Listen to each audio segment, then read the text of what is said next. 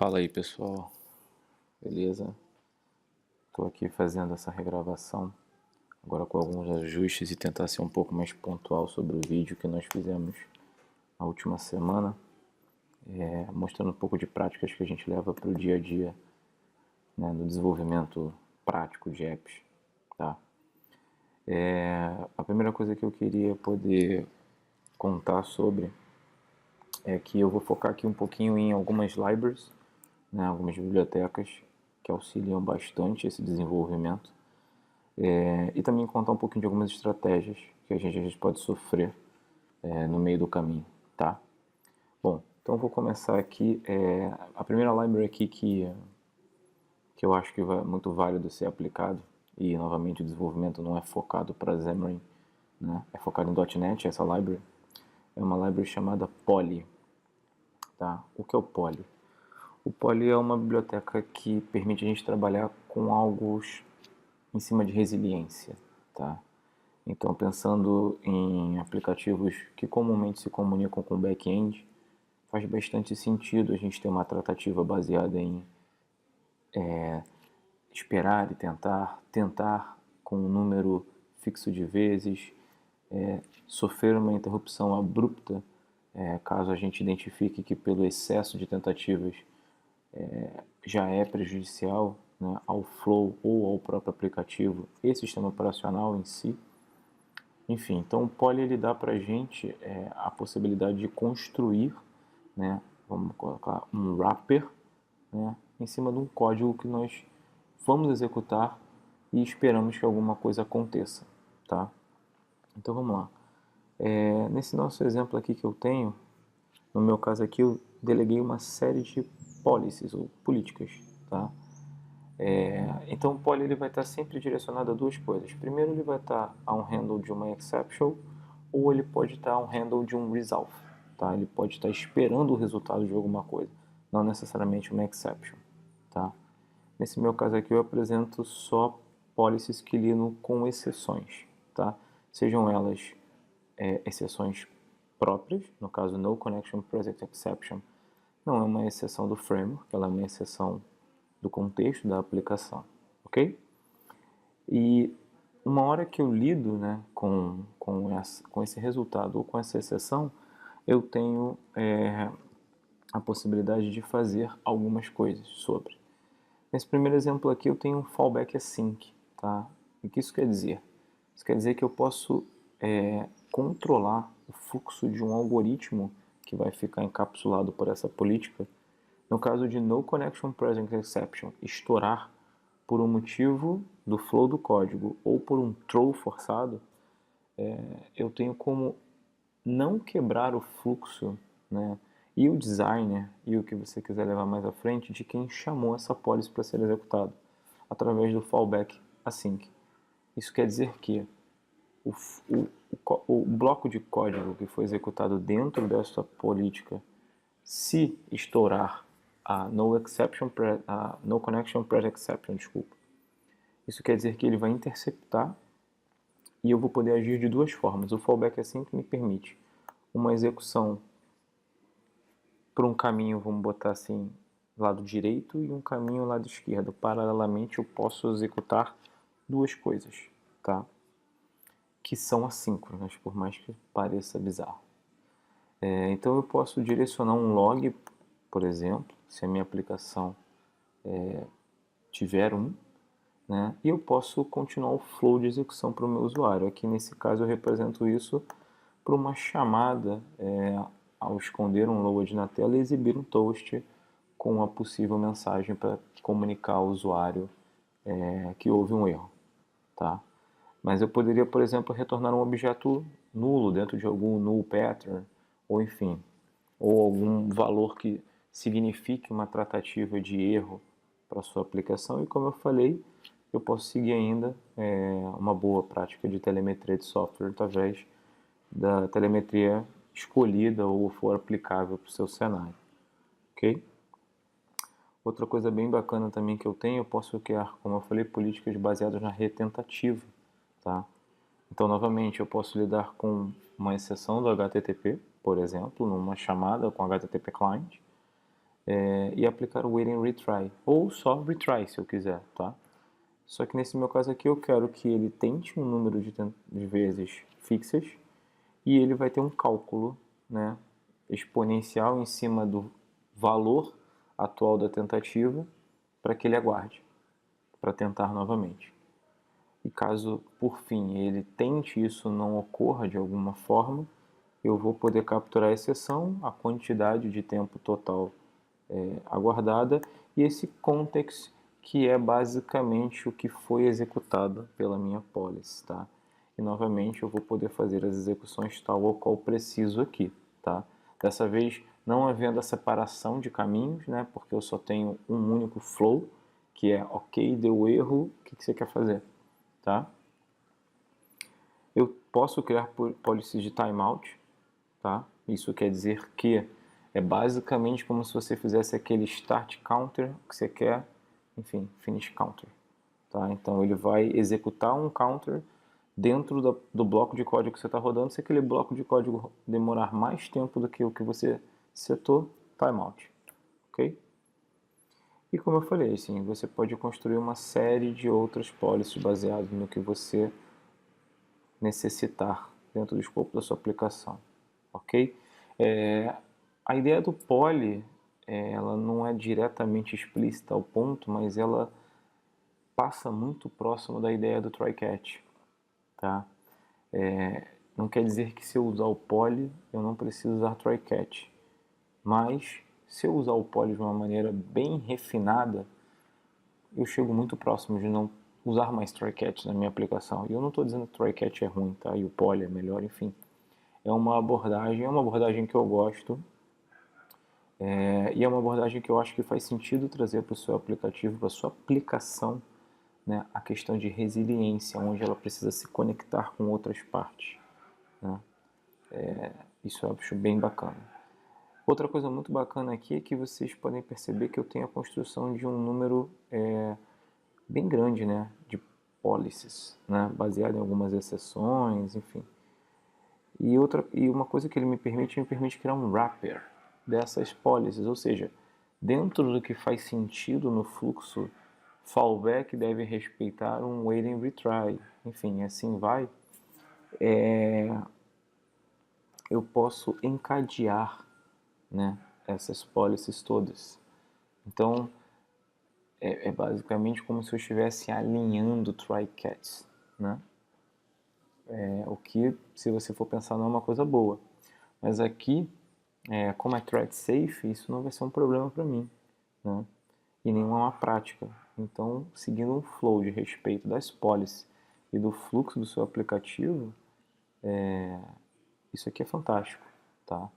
Você consegue gerenciar, né, o estabelecer da conexão com a sua fonte de dados e o retornar ou o tratamento que tem que ser feito e a finalização disso, sendo com sucesso ou não, de uma maneira com uma semântica muito boa, né? E com baixo acoplamento, diria eu, porque isso aqui tudo para mim vai ser explícito através de uma interface, né? Isso não vai ficar um código propriamente explícito numa controller, enfim, ou numa view model, dependendo do pattern que você está seguindo. Ainda assim eu posso utilizar isso tudo de forma desacoplada, né? Então essa fica aí a minha primeira dica,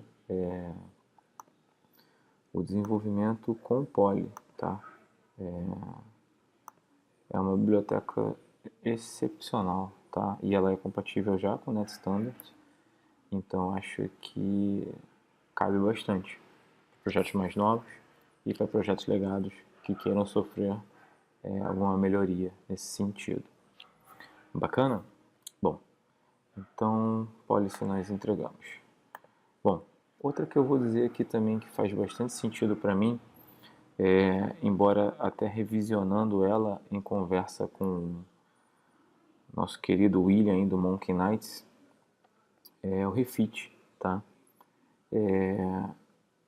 Fazendo esse apontamento, né, essa melhoria do que o William trouxe para mim, é que o refit tem vamos dizer assim, ele tem um código um pouco robusto demais em sua execução, tá? Particularmente eu não sabia dessa informação. Eu ainda não explorei densamente, mas confio plenamente no que o Will diz. Mas na minha experiência eu não consegui enxergar perda muito grande por conta disso, tá? Mas, enfim, nós temos outras que é o Rest Easy, enfim, tem uma galera que acompanha o Refit, né? O Refit veio do Retrofit, que é a biblioteca original para Android, tá?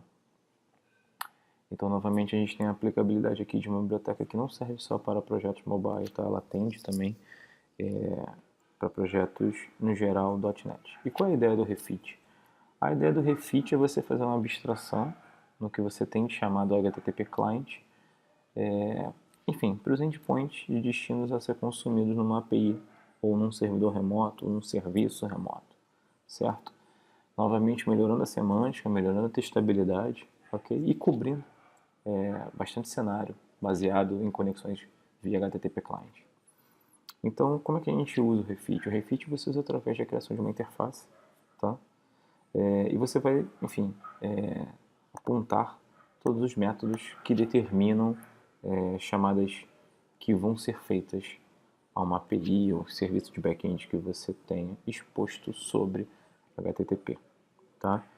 Dessa forma, eu tenho algumas distinções que é o seguinte: todas as chamadas que eu vou fazer HTTP, por conveniência em alguns casos, você precisa lidar com as questões de header, os verbos HTTP, né? Essas coisas todas. O Refit dá algumas coisas muito interessantes para a gente. Por exemplo, todas as chamadas que envolvem essa API aqui, eu quero definir um header específico para todas. Então, eu posso assinar com headers, né, essa minha interface e definir numa string o que eu quero que ele entregue de conteúdo. Então, ele vai entregar um header de conteúdo xRequestWith e valor XHTML HTTP request. Isso para toda invocação do HTTP client para cada um dos meus métodos. Perfeito? As definições de qual verbo HTTP esses meus métodos, esses meus contratos vão executar são feitas de uma maneira bem tranquila, né? Um annotation marcando post, get, put, enfim, delete, assim como for, seguido do complemento à URL base, né, desse seu serviço remoto localizado, tá? São sempre tasks para o Refit, esse retorno no geral, ok? E outra coisa interessante é que a minha parametrização pode se dar de duas formas, tá? A primeira eu posso levar essa parametrização no body de duas maneiras. O URL encoded, pensando naqueles formulários de login, né?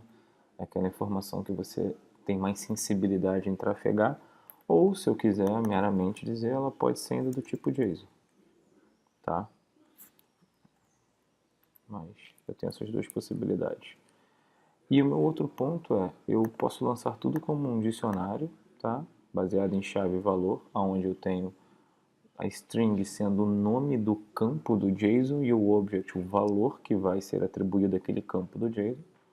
Ou eu posso construir, né, uma classe, por exemplo, e ter uma propriedade, por exemplo, certo? E eu posso usar o alias s, ok? E aí eu digo, bom, qual é o valor, qual é o nome desta propriedade no JSON, por exemplo? Suponhamos que fosse pperson, por um motivo qualquer, tá? E eu poderia levar esse cara aqui, tá?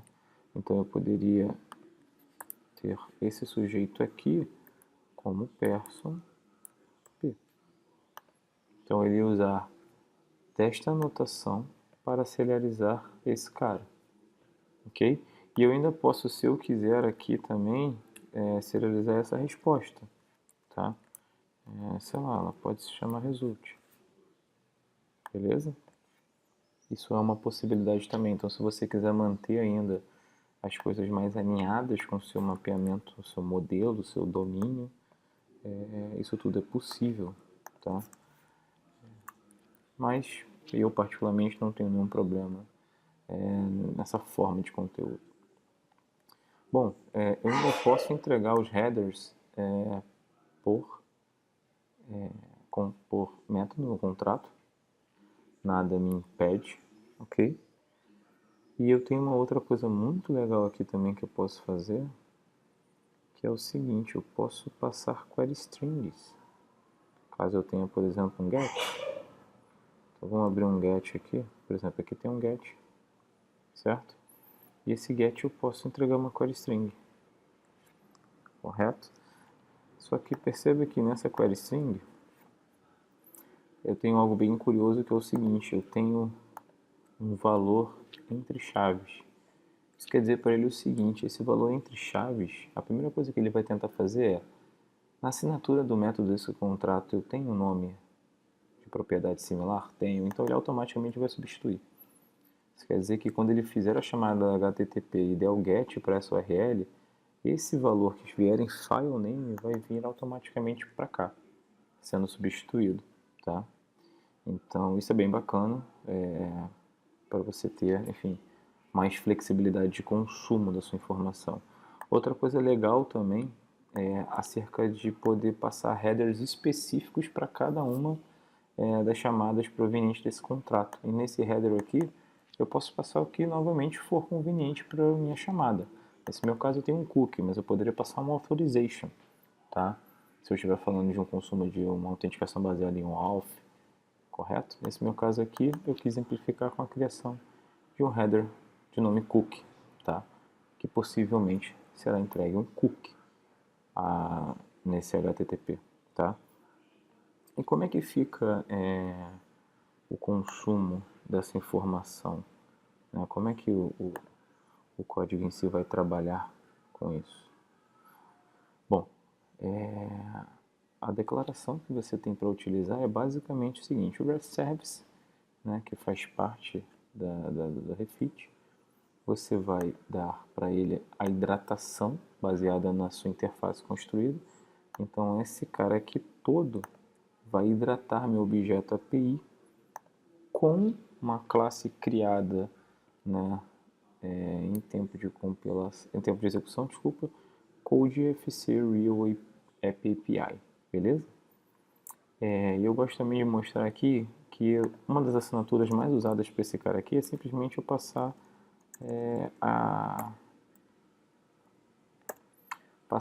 a URI, né? A parte base desse meu URL final para o servidor. Então aqui eu vou construir uma URI com o endereço final, tá? Desse servidor.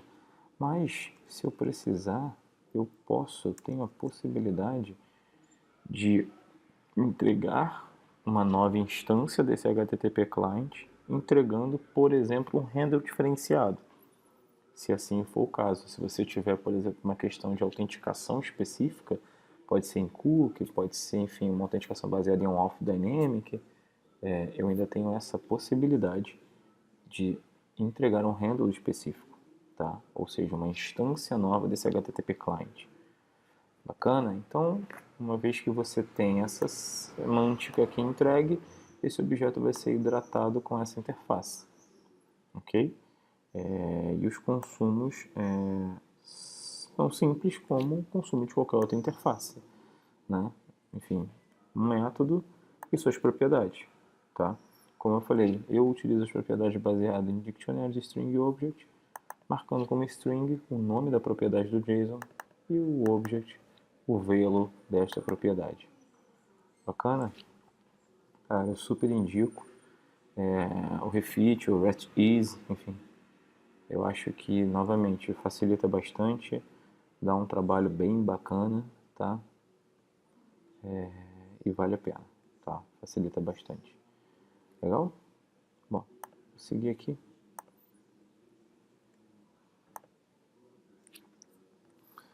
O próximo passo que eu gosto de comentar também, uma solução que eu acho viável quando a gente está desenvolvendo aplicações mobile hoje em dia, eu gosto muito de aplicar algo similar ao Application Service, ou seja, criar um middle, né, entre a sua camada de apresentação, enfim, mais as suas view models, e o lado que vai se comunicar com a sua fonte de dados, tá? Então eu acho legal essa abstração através de Application Service, tá? Eu acho isso bem interessante. E o Application Service para a gente nada mais será do que a construção através da exposição de uma interface que gera os contatos que você necessita para gerar a comunicação com a fonte de dados que te interessa, seja ela local, seja ela remota. Tá? Eu acho bem bacana essa abordagem. Novamente, a prática de manutenabilidade fica bem simples com isso, testabilidade também, já que eu tenho o conceito da interface, correto? Então é algo que eu acho legal de injetar. Perfeito? O outro ponto interessante também, falando de uma aplicação que a gente vê para forms e a gente vê pouco, é a utilização de behaviors. Tá? E como behaviors pode me auxiliar? Aqui no meu caso eu trago um exemplo comum demais, né? Isso aqui está no centro de utilidade já. É aquele código que você guarda no seu GitHub, dá Ctrl+C e Ctrl+V, porque você vai utilizar cedo ou tarde em muitas aplicações que você estiver escrevendo. No caso, isso aqui para Xamarin Forms, tá? Por quê? Porque eu estou falando de behavior, né? E o behavior é algo que existe dentro do namespace do Xamarin. Então não vai existir para outras aplicações. Então para que serve aqui? O que me ajuda aqui? Por exemplo, eu preciso formatar campos de texto, né, principalmente os entries, enfim, os editors, com um CPF, por exemplo, um CNPJ, ou algum outro tipo de máscara que for aplicado ao seu desenvolvimento, ao seu negócio. E o Behavior me ajuda a fazer isso. Tá? O Behavior ele entra para a gente, podendo ser manipulado, por exemplo, quando o controle recebe o foco, né? Perde o foco, entendeu? Ou entra com foco, enfim, tem o texto modificado, alguma coisa do tipo. Tá? Então, no meu caso aqui, perdendo o foco, eu aplico um algoritmo, enfim, genuinamente simples em C# para saber se eu posso formatar ou não com a máscara de CPF aquela informação que foi ali inserida, tá? Então, lembrar sempre de behavior se você precisar com esse nível de máscaras, por exemplo, e validações de conteúdo, principalmente para campos em que tem entrada de valor, entrada de texto, entrada de número. Tá? Lembrar sempre bastante da utilização de behaviors, para você não precisar botar isso numa view model, enfim, criar um helper, alguma coisa do tipo. Tá? A gente tem esse carinha aqui, essa classe behavior, para nos ajudar com isso. Bacana? Bom, seguindo aqui, controls, como eu já tinha dito, eu acho que é algo interessante, mas a gente pode fazer uma conversa depois, melhor, né?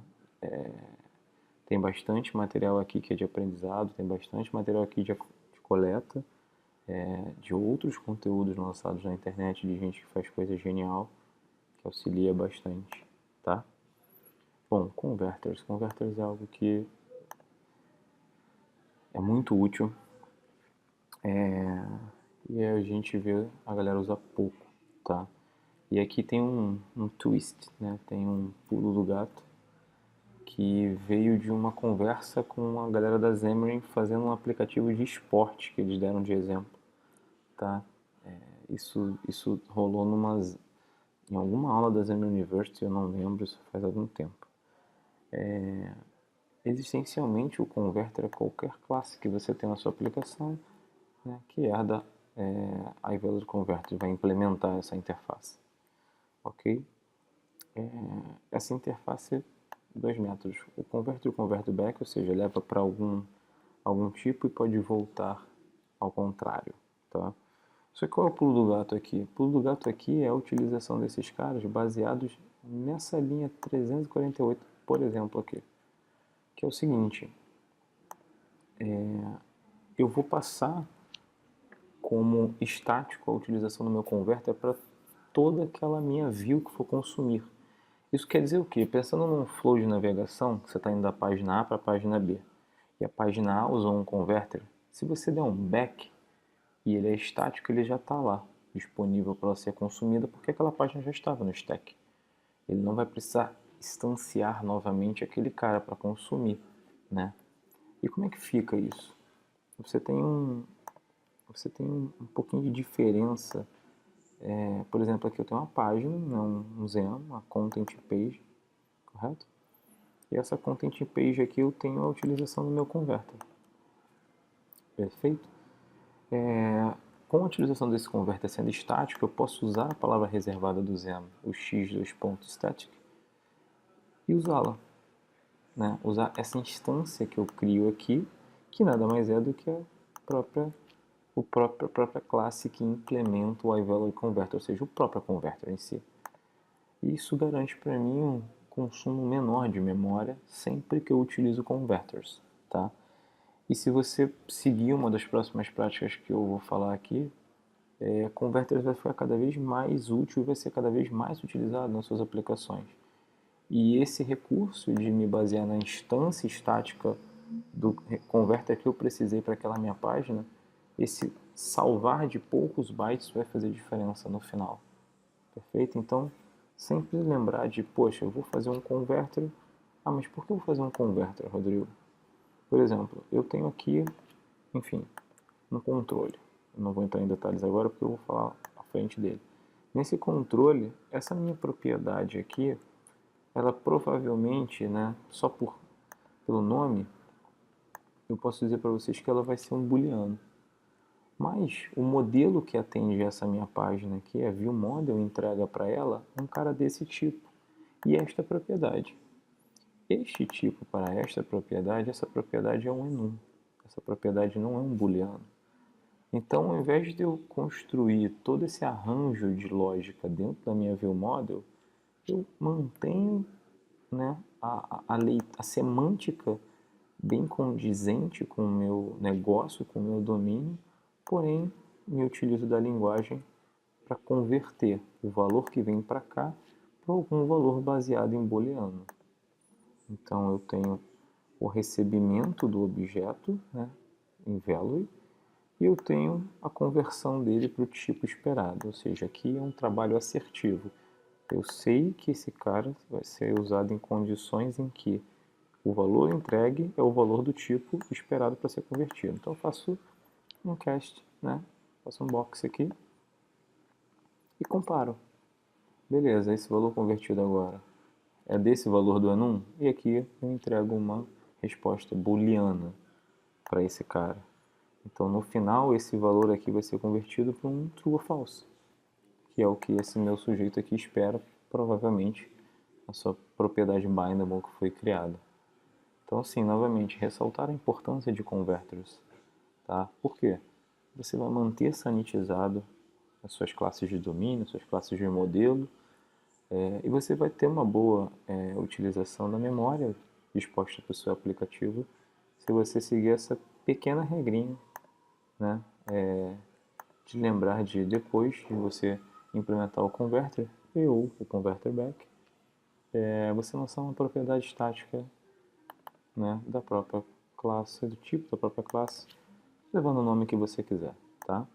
E a anotação no seu Zen vai ser através da palavra reservada xStatic, obviamente o nome da sua classe e a variável que compete a esse objeto estático. Perfeito? Bom, converters é outro ponto interessante.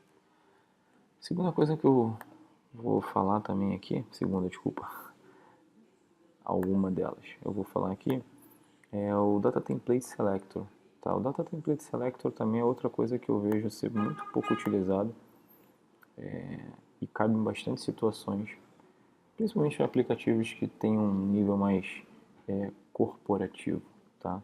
Talvez não tanto para aplicativos para o público em geral, mas para aplicativos no nível corporativo você tem bastante isso.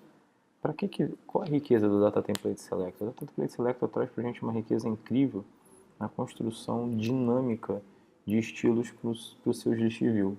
Tá? Então, qual é a ideia? A forma mais simples. Imagina que eu tenho um list view que para as linhas pares eu quero sempre que ela tenha background cinza, por exemplo. Tá? Então eu poderia fazer isso de outra forma sem ser o Data Template Selector? Sim, poderia. Mas o Xamarin, né, dá pra gente o Data Template Selector. E como é que funciona o Data Template Selector? Isso quer dizer que no seu list view, né, no seu item de lista, o seu item template ele vai deixar de ser aquela colocação normal que a gente faz, que é ou a construção do data template do view cell dentro da própria página, ou a utilização deste via algum content view separado na sua aplicação, para ser simplesmente o meu item template selector, tá?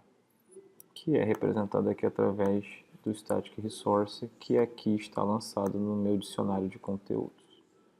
Ok?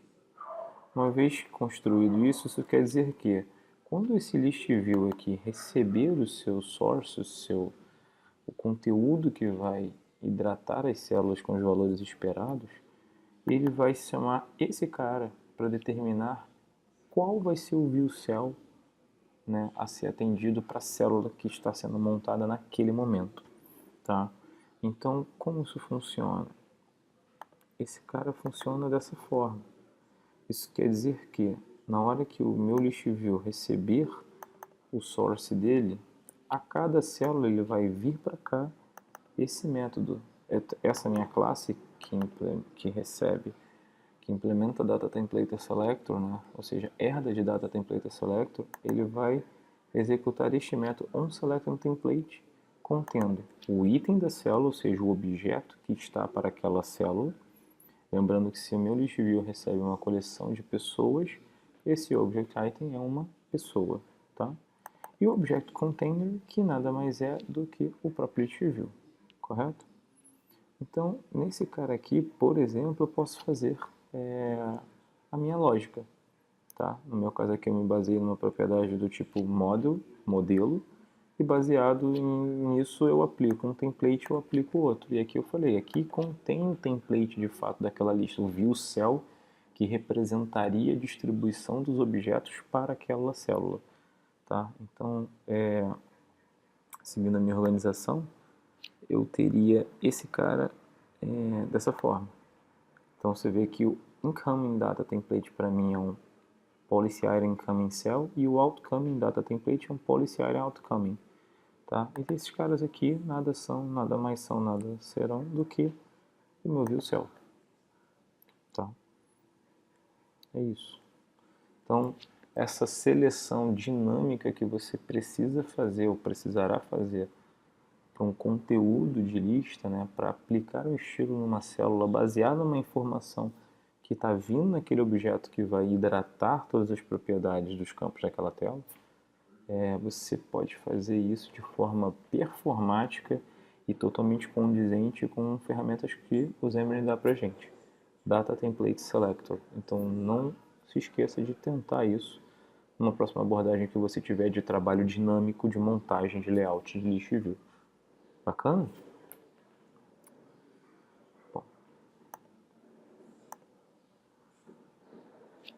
Bom, deixa eu ver o que mais a gente tem aqui.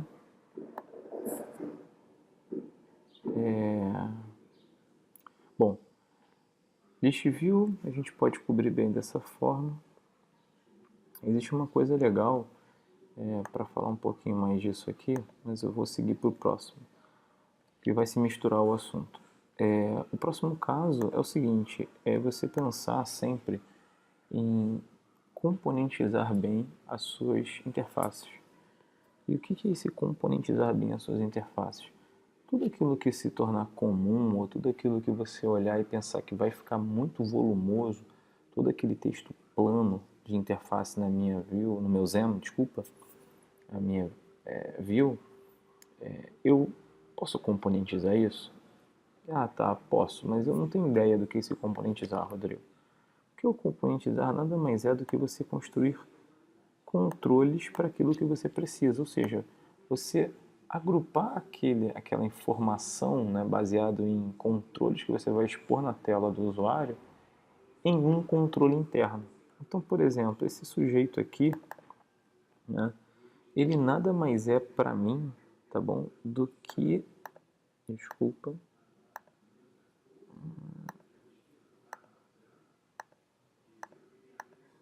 do que esse cara aqui. E o que que ele é? Ele nada mais é do que um Content View, obviamente, né? Estou encapsulando outros controles que eu já quero apresentar na tela. Ele nada mais é do que a utilização de controles comuns do framework, ou de terceiros, através de biblioteca, se eu quisesse, tá? Que exibe informação. Ó, label, tem um grid, tem um stack layout, eu tenho label, enfim, uma série de informações que vão ser plotadas na tela do usuário, tá? Um button. Só que se a gente for pegar isso e transcrever, ou seja, pegar isso aqui tudo e copiar nessa minha view aqui, ela vai ficar bem grande, né? Vai ficar um negócio bem pesado, né? De ser lido, de ser entendido, de ser manutenido, certo? E outra, tem um excelente aprendizado quando você componentiza as suas questões de view, né? De interface de usuário, e você passa a trabalhar com bindable properties, ou seja, eu provavelmente tenho um campo para exibição de CPF nesse meu controle, eu provavelmente uso um entry para exibir esse CPF. E eu recebo esse valor através da minha view model, que hidrata o binding context dessa minha content page, com o objeto policy. E esse objeto tem sua propriedade que explicita o valor do CPF. Uma vez que eu tenho nesse Zen um campo que vai tratar a exibição desse CPF, correto? No meu caso aqui é um label, né? Como que eu recebo esse valor? Eu crio uma bindable property. Eu crio uma bindable property, né, apoiada em cima de uma propriedade dessa minha mesma classe. Eu determino qual é o tipo dela, eu determino quem é o dono dela através do seu tipo. Posso setar um valor padrão default, caso eu não receba nenhum, né? E a orientação desse bind, se ele sofre modificação de onde vem e se ele também, ao se modificar, modifica quem o modificou primeiro. No meu caso aqui, não me interessa o two-way bind, então só o one-way. E uma propriedade propriamente dita que vai ser aquela que vai capturar o valor, ou seja, ela recebe o valor aqui e ela modifica o valor do controle através do CPF property. Tá? Então, ou seja, eu me mantenho aderente no modelo MVVM, eu não quebro isso e eu dou uma camada muito mais limpa para as minhas views e fazendo total sentido. Tá? Se eu precisar manutenir, se eu precisar entender algum problema ou for da informação, eu sei perfeitamente para onde ela está indo, eu sei perfeitamente o que fazer com ela. E no meu caso, eu poderia reutilizar isso aqui em outros momentos da minha aplicação. Talvez eu desse um nome mais genérico, né, para esse controle, me permitindo reutilizar ele em outros cantos da aplicação, sem ter que reescrever todo esse código várias vezes. Então, pensar em componentizar porções que possam ser agrupadas ou menores porções da interface do usuário que você venha a ter é um ganho, tá? E junto a isso você soma o aprendizado de trabalhar com bindable properties, ok?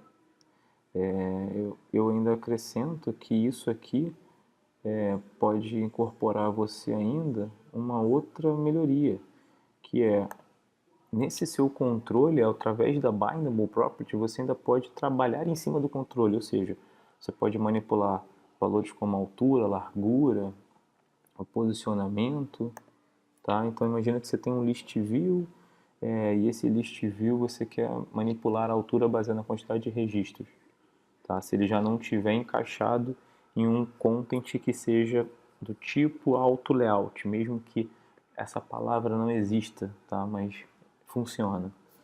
Eu posso fazer isso através da bindable property, porque uma vez que eu recebo, eu posso contabilizar quantos registros eu tenho e eu posso, enfim, ter uma matemática, por exemplo, para controlar a altura. Legal? Mas isso aqui, ao meu ver, é um ganho, tá? E a gente vê isso pouco sendo praticado, tá? Bom, vou seguir mais aqui. Outra coisa bacana que eu gosto de trabalhar bastante quando a gente está falando de aplicativos mobile, desde que eu esteja trabalhando com bases baseado em SQLite, eu gosto de aplicar o pattern do repositório genérico, tá? Então eu gosto muito desse pattern, né? Eu acho que faz total sentido para uma aplicação desacoplada. E é mais uma daquelas coisas que vai virar seu canivete suíço, vai estar guardadinho com você e vai sempre contigo nas suas aplicações. Aqui eu tenho uma exemplificação de um CRUD simples, tá? E algumas outras especificidades dessa aplicação. E suportado a isso, né, falando de SQLite, outra biblioteca que eu trago aqui, que ela está desatualizada, mas nada impede de ir lá e fazer um fork no repositório. Hoje, para mim, não traz muito problema, né, é a SQLite Extensions. O que o SQLite Extensions me permite? Me permite coisas como essa aqui, por exemplo, né? Eu posso ter a conexão SQLite, eu posso receber todos os filhos da entidade T. Ou seja, me permite que as minhas models, né, as minhas entidades dessa aplicação tenham algum mapeamento entity-like, tá? Entity framework-like ou Hibernate-like, tá? Através de annotations eu posso ainda dizer que, sei lá, persons tem uma lista de livros.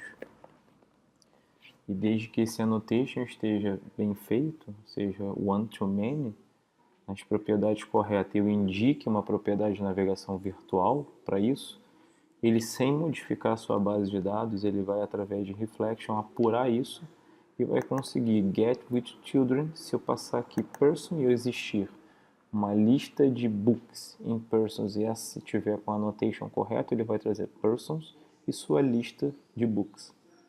Então eu acho que com SQLite, o que a grande maioria das aplicações ainda usa, faz bastante sentido, essa biblioteca me ajuda bastante, tá?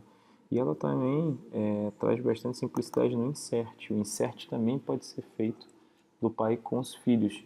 Obviamente você precisa ter a inserção primeiro do pai para a criação do registro e assim da chave primária. Mas daí para frente os seus inserts ou replays poderão ser já pais e filhos, tá? Então, mais uma vez, é uma biblioteca muito bacana. A implementação aqui do repositório é a mais básica que você vai encontrar aí na web, tá? Tem uma coisa interessante que, se tratando do SQLite, eu gosto da instrução de lock antes de eu propagar de fato alguma modificação nessa base. Contendo que é um arquivo simples que foi guardado e gerado dentro do device do cliente, eu gosto da instrução de lock, mesmo que possa não fazer algum sentido, porque o meu repositório ele não é assíncrono, não crio tasks para serem executadas, mas eu posso criar tasks para os meus application services chamar, tá? Lembra que eu uso o application service para interfacear uma chamada da view, seja para um repositório remoto, seja para um repositório local.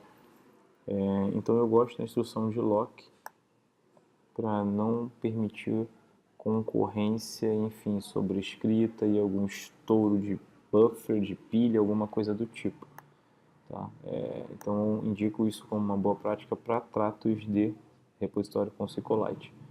Se eu for utilizar outra estrutura de banco de dados, como Helm, enfim, alguma outra coisa, de fato essa estrutura de repositório genérico nem vai atender, tá? Nem vai funcionar. Essa estrutura aqui realmente está muito ligada à solução com SQLite. HelmDB, enfim, outras bases de dados que você possa vir a utilizar no mobile vão ter outras estratégias. Mas o mais comum ainda hoje a gente vê o SQLite, ok? Deixa eu ver agora se eu vejo mais alguma coisa. Bom, Tem a questão de custom renders e tem a questão de effects, mas eu acho que vale uma conversa melhor e mais apurada sobre, né, o porquê, quando, como usar. Uma coisa interessante também é você pensar em localização do seu aplicativo, tá? E localização, quando eu digo em respeito à língua que o usuário vai estar rodando no seu device. Eu, por exemplo, uso no meu device na língua em inglês Estados Unidos, americano. E para mim é bem conveniente aplicativos que se adaptam a isso, tá? Talvez não faça muito sentido para aplicativos que são mais corporativos, né? Principalmente por causa de nomes, né? De semânticas que façam sentido no contexto do negócio. A tradução pode prejudicar o entendimento e por si, a propagação da informação. Mas quando você não tem esse problema, ou você não está fazendo um aplicativo que o alvo é corporativo, localizar é uma coisa bem legal. E a gente consegue isso aqui através do mesmo mecanismo que a gente utiliza na web, tá? Então eu tenho um arquivo de recurso e esse RX tem as traduções que eu preciso. Eu tenho aqui o auxílio ainda do plugin Multilingual da ZenGrow, que facilita bastante esse setup e a utilização, né, da língua apropriada de acordo com a cultura do device. 2 pontos são na inicialização do meu app que está com Prism. Eu tenho o carregamento da cultura default do device, perfeito? E apoiado a isso, eu tenho uma classe de tradução, tá? Essa classe ela é implementada sempre que você baixa o plugin, você renomeia para .cs. E essa classe aqui, ela é a classe default bem explicada pelo developer.xamarin.com e ela vai fazer para você a tradução. Como? Sempre que você tiver uma view que você precisa localizar, você vai marcar o namespace onde está essa classe translator, né? Translator extension, desculpa. E você vai abreviar, né? Vai dar o alias que você achar mais conveniente.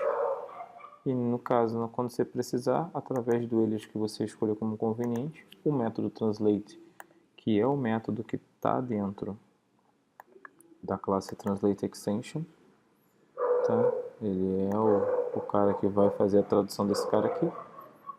Ele vai traduzir para o valor esperado a ser encontrado no RX, equivalente para a língua onde seu device está carregado. Então ele vai descobrir qual é a língua que seu device está carregado e vai traduzir para aquilo que você precisa. Bacana? Mas, novamente, cito para casos em que você entende que faz sentido localizar seu aplicativo. Tá? Caso não, não siga-o. Outra coisa bem bacana é o Food, tá? Auxiliado com o Property Change Food. Eu realmente recomendo. Por quê? Porque nada mais para mim conveniente do que você ter o que a gente chama de boilerplate no nosso código. Então, se você for pensar aqui no meu caso de implementação, ou seja, eu tenho propriedades na minha view que são automaticamente atualizadas conforme o meu usuário interage com a interface que é dada a ele, ou seja, a interface visual, a captura desses novos valores dinamicamente é o que me interessa, falando de MVVM. E com o Food, nas versões mais recentes, basta que eu implemente a interface iNotifyPropertyChange, tá? Eu não preciso nem de fato implementar, na verdade ela está citada e a implementação dela aqui é baseada só nisso. Isso quer dizer que, como eu tenho isso explícito numa base view model, todas as minhas view models eram desse cara automaticamente. Isso aqui vem de brinde, né? Então isso quer dizer que todas as minhas propriedades públicas aqui, elas são diretamente ouvidas. Então tudo que o meu usuário sensibiliza na interface que ele tem, a visual, vem para cá, bem como se eu, via código, a interface que eu tenho mudar, vai para ele. Sem eu ter que criar, né, sem eu ter de implementar na mão o iNotifyPropertyChange. Então eu realmente recomendo o Food e o Property Change Food. Ok? Vai dar um trabalho bem bacana nas suas view models, tá? Vai ficar bem legal. Bom, o que mais eu tenho aqui que eu acho que vale contar? Falei já do SQLite Net Extensions, correto? Eu acho que, galera, eu acho que é isso. Eu espero poder ter coberto bastante do que a gente falou no vídeo original. Procurei ser um pouco mais sucinto dessa vez, um pouco mais assertivo, né? E a ideia agora é tentar mostrar um pouco mais de conteúdo do que a gente faz no dia a dia mesmo, tá? E sempre tentando ser o mais limpo possível quando a gente faz isso, tá? Eu particularmente vejo e acompanho há bastante tempo muitas comunidades e acho realmente muito interessante, é muito rico a contribuição, mas eu acho que sempre em cima de coisas que você, quando vai na vida real, né, quando você vai aplicar ali no teu dia a dia, ou tem um pulo do gato, ou faltou alguma coisa, ou o exemplo realmente não completa. Né? Então a ideia aqui é tentar trazer um pouco mais de abordagem do que acontece no seu dia a dia. Tem uma outra coisa interessante aqui que eu esqueci de falar. A gente tem um problema no MVVM muito grande, que é você fica... A sua primeira fixação é que você está preso a tudo que acontece via interface usuário precisa estar na ViewModel, né? As interações, as modificações de valor, as execuções, né? Os métodos em si. E isso é bem difícil, tá? Em alguns casos, né? Quando você está falando de MVVM. Eu tenho um caso aqui bem legal que o que eu falei de construção de células dinamicamente, de acordo com algum valor do objeto que é hidratado para aquela célula, eu driblei isso aqui de uma forma bem legal e eu vou escrever um texto sobre isso. Até já tem um pessoal comentando de dificuldade com os Emery-Forms Maps e eu vou usar ele, tá, como exemplo. Mas no meu caso aqui, o que acontece? Eu list view, eu tenho o data template dessa célula. Nessa view cell que vai ser inflada ali dentro, eu vou ter um botão. E esse botão eu gostaria, não, eu quero que a execução dele seja disparada por um método que está na minha view model.